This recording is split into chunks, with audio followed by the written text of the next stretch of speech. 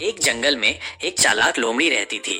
वो हमेशा से ही अपने आप को और अधिक ताकतवर और डरावना बनाने का सपना देखती थी।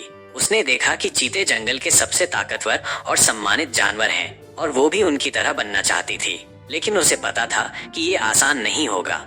एक दिन उसने एक योजना बनाई। उसने सोचा कि अगर वो अपने शरीर को चीते जैसा बना ले तो शायद वो भी उनकी तरह सम्मान पा सकती है। वो पहले एक बढ़ई के पास गई और उससे कहा, मेरी पूंछ को काटकर लकड़ी की चीते जैसी पूंछ लगा दो, नहीं तो मैं तुम्हारे बच्चों को उठा ले जाऊंगी।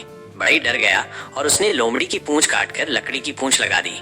फिर वो एक डॉक्टर के पास गई और बोली, मेरा मुंह चीते जैसा बना दो, नहीं तो मैं तुम्हारे बच्चों को उठा ले जाऊंगी। डॉक्टर ने भी डर कर उसका मुंह चीते जैसा बना दिया।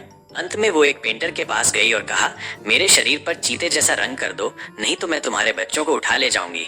पेंटर ने भी उसके शरीर पर चीते जैसी चित्रकारी कर दी।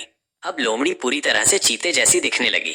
वो चीतों के झुंड में शामिल हो गई। चीते उसे देखकर हैरान रह गए और सोचने लगे कि ये नया चीता कितना ताकतवर है। लोमड़ी अब चीतों के साथ शिकार करती और उनके साथ मजे से रहती थी। कोई भी उसे पहचान नहीं पा रहा था। लेकिन एक दिन जब वो चीतों के साथ शिकार पर गई तो उसकी असलियत सामने आ गई। चीते एक हिरण का पीछा कर रहे थे और लोमड़ी भी उनकी नकल करने लगी। लेकिन वो चीतों की तरह तेज नहीं दौड़ सकती थी। इससे चीतों को शक हो गया। शाम को चीतों ने उससे पूछा, तुम आज हमारे साथ ठीक से क्यों नहीं दौड़े? लोमड़ी ने जवाब दिया, आज मेरी तबीयत ठीक नहीं थी, कल देखना मैं अकेले ही शिकार कर लाऊंगी। अगले दिन जब वे फिर शिकार पर निकले तो अचानक बारिश होने लगी। बारिश के पानी से लोमड़ी का रंग बह गया और उसकी लकड़ी की पूंछ भी गिर गई। चीतों ने देखा कि वो असल में एक लोमड़ी है और वे उस पर गुस्सा हो गए। लोमड़ी जान बचाकर भाग गई। वो अपने पुराने झुंड के पास पहुंची, लेकिन वहां भी उसे कोई नहीं पहचान पाया।